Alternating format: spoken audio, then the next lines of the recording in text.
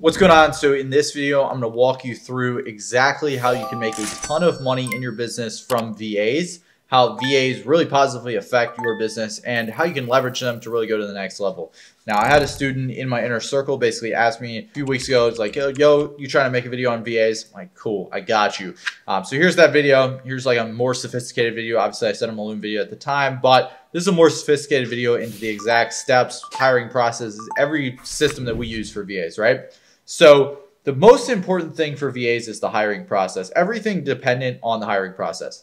How well they perform, dependent on the hiring process. How much they get paid, depending on the hiring process. How much they're worth, again, depending on your hiring process. So focus all of your attention in your hiring process. That's what really matters, right? So first thing I always recommend, even before the hiring process, is make sure you always hire the best people possible. I call this building the army. If you've read my book, Dozer Dog Domination, bestseller on Amazon, quick plug, shameless plug. If you've read that book, you have probably heard where I talk about building an army, the importance of it, and why you need to be doing it. Now, I think this is one of the most important things that I've learned in business is just hiring A players every single time, not just wasting my time on low quality people, right? So this is why whenever I make a hire, I do multiple interviews, right? For a VA, you might want to just do like 10, 15 interviews, but if I'm hiring like someone who's a lot higher level, I might do 20, 30, 40 interviews, right? So this is super, super important when hiring VAs, especially for a coaching business or anything like that.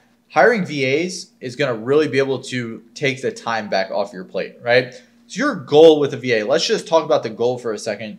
It's not to like pay someone or brag about how you have an employee or do any of that. Purely the goal of having a VA, the only goal of having a VA, purely just to be able to buy back your time, right? Your time is worth way more than you could ever imagine if you actually value your time, right? Your time is your most valuable asset besides energy. I think energy is like the most valuable asset, but your time is your most valuable asset, right? That's what everyone says. So why would you waste your time on low leverage tasks? Now, a simple framework that I've used to calculate this time after time is taking your yearly salary and dividing that by 4,000. 4,000 is the regular number of hours that most people work in a year, right? So we're going to take that number. If we make $100,000 a year and divide it by 4,000, I don't know what that is. Alexa, what's 100,000 divided by 4,000?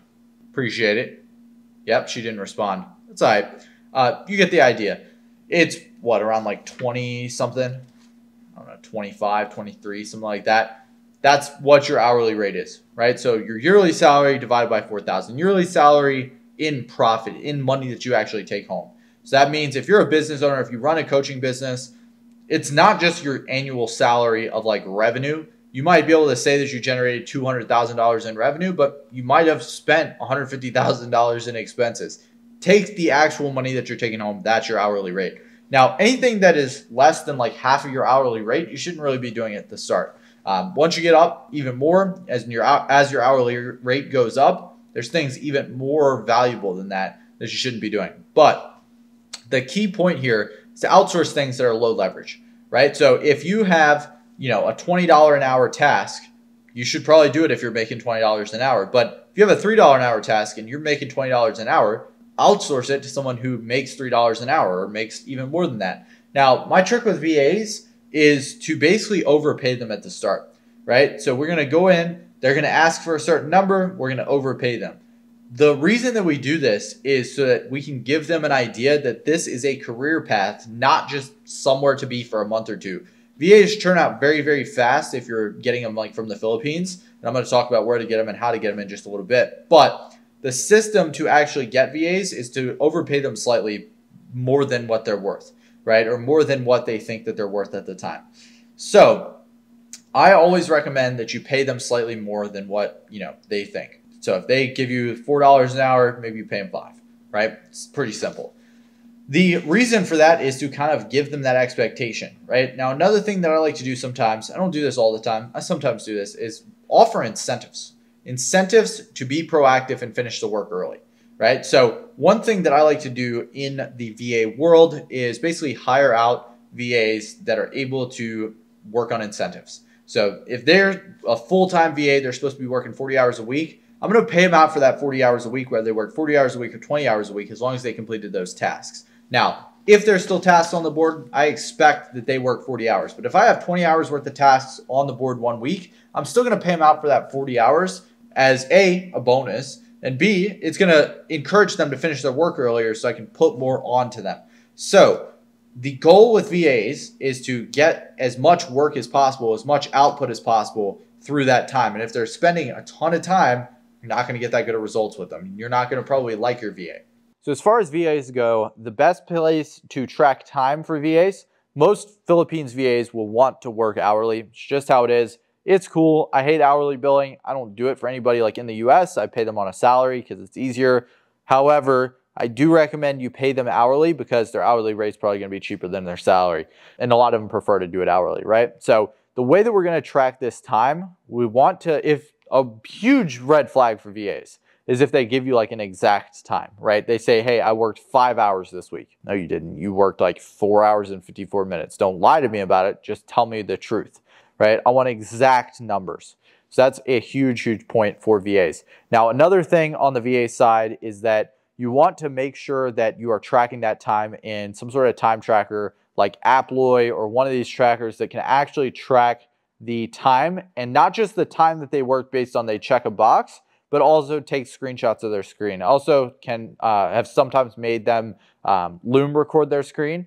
If you have an unlimited Loom package, that's completely cool. Have them record a fucking 4-hour video, 5-hour video. It doesn't matter. Loom will upload it. The big thing is that you actually track their time and track not just the amount of time that they're working, but the productivity of that time so we can improve it. Now, as far as cadence for VAs go, this is another huge point that I would like to make is you need to have a meeting cadence with them. If you have a VA that you just tell, hey, go do these tasks, that's cool, but you or a manager needs to have a meeting cadence with them, right? So I meet with my VA Monday, Wednesday, and Friday at 11:30 a.m. every week. Why? Because this gives me an opportunity to tell them what they're doing right, let them know what they can improve on, and help them with any tasks that they need help with in a live setting. And I just do this through a Slack huddle. I don't go all out and do like a Google Meet or anything like that. It's purely just through a Slack huddle. So I think that this is an easy way to kind of improve that. Now, another huge thing that you can be doing to kind of get the right VAs is giving them a right test project. So when you're bringing them on, part of the hiring process is giving them a test project. I always like to give them something that's pretty simple that they can do based on like their skill sets, but also something that they can actually give me an idea of how well they work. Not just how well of a result they can provide, but also how well they will be in the team. So one kind of quick random trick for this is I like to give them a password I like to give them something that has to do with the password, right? So they have to go in, they have to log into a software to get this thing. An easy one that I use, like if I'm hiring a video editor, I might do Envato Elements, or I might do something like that to see how long it will actually take them to log in on that software and actually complete the task. Now, if you're giving them a test project, you tell them, hey, this is due in 3 days. The people who wait till that third day to actually log in, you know they're probably not going to be a good fit. People who have it done the first day and get it back to you early, those are the people that you want to hire. Those are A players, right? So giving them a test project, giving them a password so that you can tell, you know, how punctual they are with their time and how well they can actually manage their time is huge. Another big thing is speed, making sure that they are fast and like doing things extremely fast. That's going to really help to kind of improve the quality of VAs you're getting, right?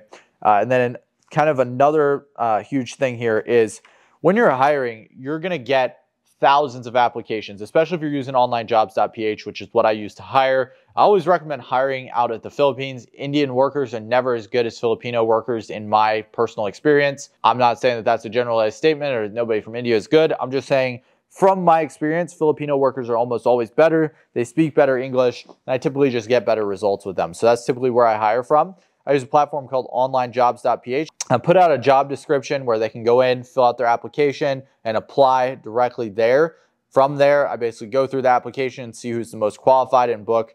Usually either a group call, call with like 5 or 10 people in it at once where I can ask them all questions and see kind of how they respond there. Or if I'm hiring for more of a smaller role, I'll book in like one individual one-on-one call with like probably 10 people, right? This obviously takes up more time, but it's going to be a little bit better because you can ask them more personalized questions, ask them a lot of other things that you can do in the hiring process. But hopefully that made sense. If you have any questions, go ahead and drop them below. And hopefully that was kind of a valuable video for you as far as VAs go, because I've been getting a lot of questions about it. So If you have any questions, let me know.